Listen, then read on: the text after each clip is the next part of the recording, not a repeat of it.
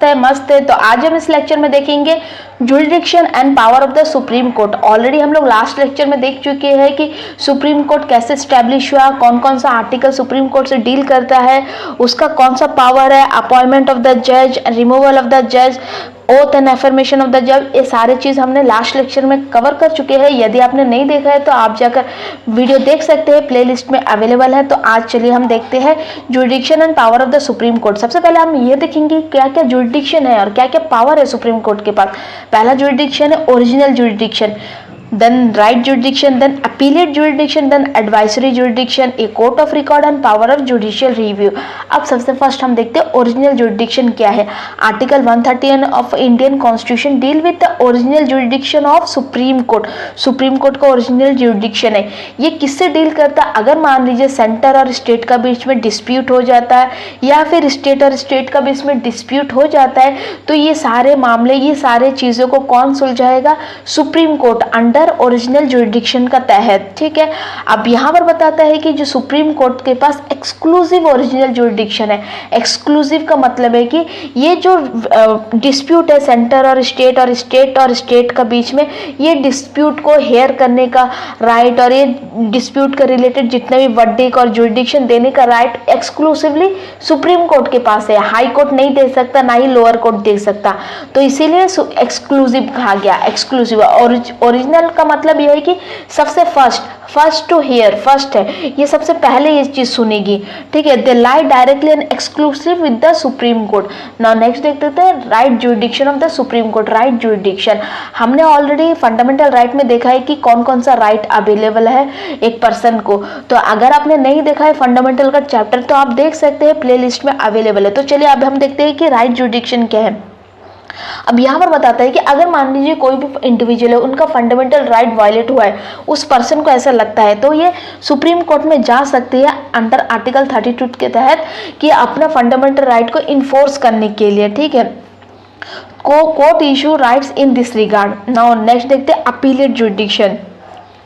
Appellate jurisdiction mainly यहाँ पर बताता है कि आज आर्टिकल 132 है, अपीलेट जुरिडिक्शन से डील करता है। और जो सुप्रीम कोर्ट है ये प्राइमरी कोर्ट ऑफ अपील, यानी कि मान लीजिए कोई भी लोअर कोर्ट या तो हाई कोर्ट या तो लोअर कोर्ट, कोई भी इशू से रिलेटेड जजमेंट दिया है। अभी मान लीजिए जो भी इंडिविजुअल को वो जजमेंट अच्छी नहीं लगी, उनको लगा, वो इंडिविजुअल को ये लगा कि वो जजमेंट उनके खिलाफ है, इस वजह से वो क्या कर सकता है, इंडिविजुअल जाकर सुप्रीम कोर्ट में अपील कर सकता कि हम सेटिस्फाई नहीं है लोअर कोर्ट का जजमेंट से, इसीलिए हम अपील करता है, इस ग्राउंड में अपील कर सकता है। ठीक है, तो ये यहाँ पर क्या बताता है कि supreme court primary court of appeal है, appeal against the judgment of lower court यानी हाई कोर्ट भी हो सकता, उसका नीचे और जितने भी लोअर कोर्ट है, सबऑर्डिनेट कोर्ट है, वो सारे कोई भी कोर्ट का रिलेटेड अपील सुन सकता है।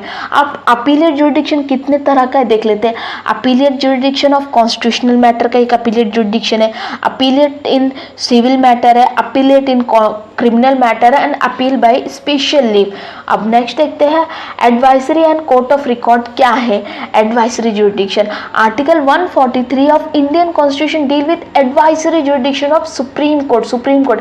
इसका तहत कोई भी समय प्रेसिडेंट कोई भी ओपिनियन सुप्रीम कोर्ट से ले सकता। मतलब अगर मान लीजिए प्रेसिडेंट को कोई भी कॉन्स्टिट्यूशनल रिलेटेड कोई भी लॉ, कोई भी प्रोविजन को लेकर डाउट है या तो उसका क्लियरिटी चाहिए तो सुप्रीम कोर्ट को रेफर कर सकती है, क्यों मेरे को इस रिलेटेड ओपिनियन दो। और सुप्रीम कोर्ट जब भी कोई ओपिनियन देगा ये प्रेसिडेंट के ऊपर बाइंड नहीं है कि प्रेसिडेंट वो ओपिनियन को एकदम ही फॉलो करे। कोई भी लॉ रिलेटेड ओपिनियन, किसी भी तरह का ओपिनियन जो भी है वो सुप्रीम कोर्ट दे देगी, लेकिन ये प्रेसिडेंट के ऊपर बाइंड नहीं है, नॉट बाइंडिंग ऑन प्रेसिडेंट। ठीक है, अब नेक्स्ट है court of record. Court of record का मतलब ये है कि जब भी कोई प्रोसीडिंग सुप्रीम कोर्ट में होती है तो वो क्या करेंगे, वो जजमेंट प्रोसीडिंग को रिकॉर्ड कर लेंगे इन फ्यूचर रेफरेंस के लिए, ताकि फ्यूचर में अगर कोई भी चीज़ में मुद्दा उठ जाए तो उस वक्त इस चीज़ को एज ए यूज़ करेंगे। ठीक है, और it can punish for contempt of the court. ये कंटेम्प्ट बोलने से अगर मान लीजिए किसी ने कोर्ट का तिरस्कार किया तो सुप्रीम कोर्ट के पास इतना पावर है कि उस पर्सन को मतलब पनिश कर सके। ठीक है, नाउ नेक्स्ट देख लेते हैं judicial review. Judicial review very important है। ठीक है, article 137 of the Indian constitution constitution deal with judicial review. यहाँ पर जुडिशियल रिव्यू के तहत क्या है, सुप्रीम कोर्ट के पास इतना पावर है कि वो कोई भी लॉ है उसको उसका वैलिडिटी को चेक करे। मान लीजिए जो पार्लियामेंट एक लॉ को इनैक्ट करता है और सुप्रीम कोर्ट के पास ये अथॉरिटी है कि क्या वो लॉ कॉन्स्टिट्यूशन का प्रोविजन का तहत है या नहीं, इस चीज़ को चेक करें। अगर मान लीजिए सुप्रीम कोर्ट ने ये पाया कि वो जो पर्टिकुलर लॉ कॉन्स्टिट्यूशन का जो प्रोविजन का तहत नहीं है, तो वो उस लॉ को वो वायलेशन ऑफ कॉन्स्टिट्यूशन डिक्लेयर कर सकती है, इलीगल डिक्लेयर कर सकती है, अनकॉन्स्टिट्यूशनल डिक्लेयर कर सकती है, इनवैलिड कर सकती है। ये वेरी इंपॉर्टेंट लॉ प्रोविजन है जुडिशियल रिव्यू। इसका तहत कोई भी जो पार्लियामेंट में कोई भी अपना मर्जी से कोई भी लॉ को उन लोग इनिशिएट नहीं कर सकते, पार्लियामेंट लॉ मेकिंग बॉडीज, क्योंकि जब भी कोई अपना मर्जी से कॉन्स्टिट्यूशन का खिलाफ या तो कॉन्स्टिट्यूशन का प्रोविजन को अवॉइड करके अपना हिसाब से अगर कोई लॉ बनाएंगे तो ये सुप्रीम कोर्ट क्या करेगा, और लॉ को रीचेक करेगा। चेक करने का मतलब अगर मान लीजिए उनको मालूम हुआ कि ये कॉन्स्टिट्यूशन का प्रोविजन को फॉलो नहीं करता तो उसके इलीगल बता देगा, और इलीगल बताने से ये क्या होगा, ये इन्फोर्स नहीं होगा और एक्ट नहीं बनेगा वो लॉ। ठीक है, अब यहाँ पर देखते हैं जुडिशियल रिव्यू क्यों इंपॉर्टेंट है। Very important to uphold the supremacy of the constitution, constitution का सुप्रीमेसी को अपहोल्ड करने के लिए, क्योंकि कॉन्स्टिट्यूशन मेन है ना, हमारा इंडिया का संविधान सबसे मेन है, और जो भी प्रोविजन है वो जो भी लॉ है वो सारे लॉ कॉन्स्टिट्यूशन का प्रोविजन का तहत ही होना चाहिए, इंपॉर्टेंट है।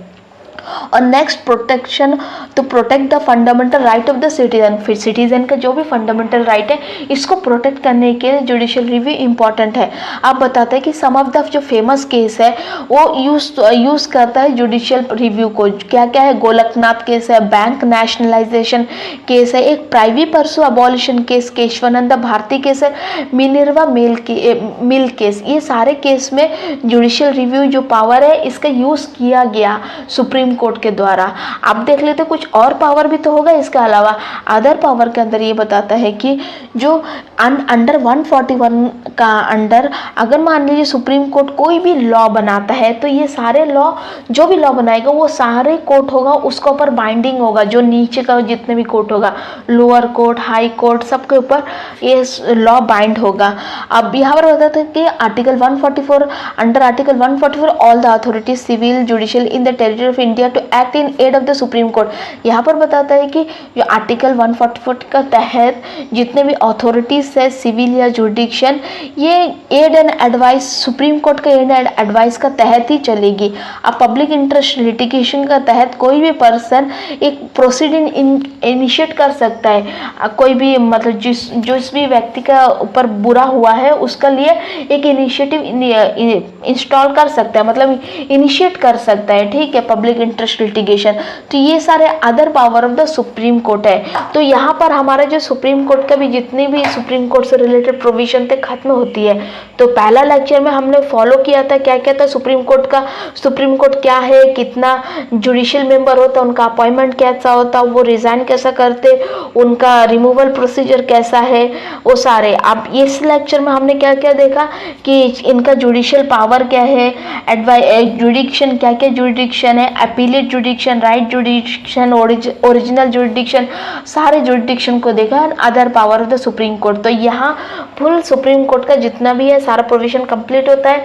तो आशा करते हैं कि आपको ये वीडियो बहुत अच्छी लगी है। आप चैनल को सब्सक्राइब ज़रूर करें और वीडियो को लाइक और शेयर ज़रूर करें। Thank you.